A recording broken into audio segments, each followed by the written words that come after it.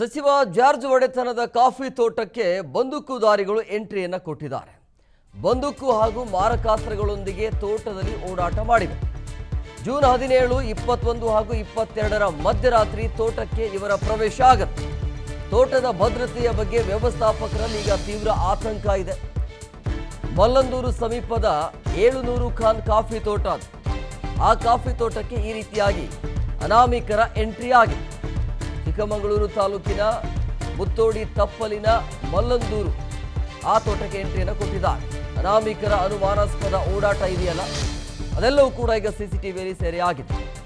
Muthodi ಅಭಯಾರಣ್ಯಕ್ಕೆ ಹೊಂದಿಕೊಂಡಿರುವಂಥ coffee estate ಇದೆ.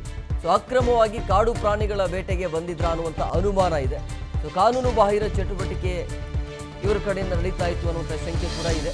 So ತೋಟದ ವ್ಯವಸ್ಥಾಪಕರು ಈ ರೀತಿಯಾಗಿ ಶಂಕೆಯನ್ನು ವ್ಯಕ್ತಪಡಿಸಿದ್ದಾರೆ. ಮಲ್ಲಂದೂರು ಪೊಲೀಸ್ ಠಾಣೆಯಲ್ಲಿ ಪ್ರಕರಣ ಕೂಡ ದಾಖಲಾಗಿದೆ. ಆ ಬಂದೂಕುದಾರಿಗಳು ಯಾರು ಅನ್ನೋದ್ರ ಬಗ್ಗೆ ಮಾಹಿತಿ ಸಿಗಬೇಕೀಗ. ನೋಡ್ತಾ ಇದ್ರಿ, ಕೈಯಲ್ಲಿ ಈ ರೀತಿ ಬಂದೂಕನ್ನು ಹಿಡ್ಕೊಂಡು ರಾತ್ರೋರಾತ್ರಿ ಓಡಾಟವನ್ನು ಮಾಡ್ತಾ ಇರೋದು. ಸೊ ಈಗ ಅದರ ಬಗ್ಗೆ ತನಿಖೆ ಆಗಬೇಕು ಅಂಥೇಳಿ ಸೊ ಅನಾಮಿಕರ ಅನುಮಾನಾಸ್ಪದ ಓಡಾಟವನ್ನು ಕೂಡ ನೀವು ನೋಡ್ತಾ ಇದ್ರಿ. ತೋಟದ ಭದ್ರತೆಯ ಬಗ್ಗೆ ಈಗ ವ್ಯವಸ್ಥಾಪಕರಲ್ಲಿ ಆತಂಕ ಒಂದು ಕಡೆ ಆದರೆ, ಯಾವ ಕಾರಣಕ್ಕಾಗಿ ಇವರು ತೋಟದ ಒಳಗಡೆ ಪ್ರವೇಶವನ್ನು ಮಾಡಿದರು ಅನ್ನೋದು. ಸಚಿವರಾಗಿರುವಂಥ KJ ಜಾರ್ಜ್ ಒಡೆತನದ ಕಾಫಿ ತೋಟ ಅದು. ಆ ಕಾಫಿ ತೋಟಕ್ಕೆ ಇವರ ಎಂಟ್ರಿ ಆಗಿದೆ. ಜೂನ್ 17, 21 ಮತ್ತು 22ರ ಮಧ್ಯರಾತ್ರಿ ಈ ರೀತಿ ಓಡಾಟ ಆಗಿದೆ.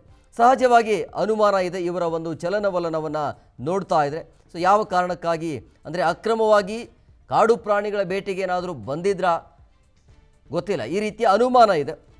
ಸೊ ಕಾನೂನು ಬಾಹಿರ ಚಟುವಟಿಕೆ ಇರುವಂಥ ಶಂಕೆ ಇದೆ.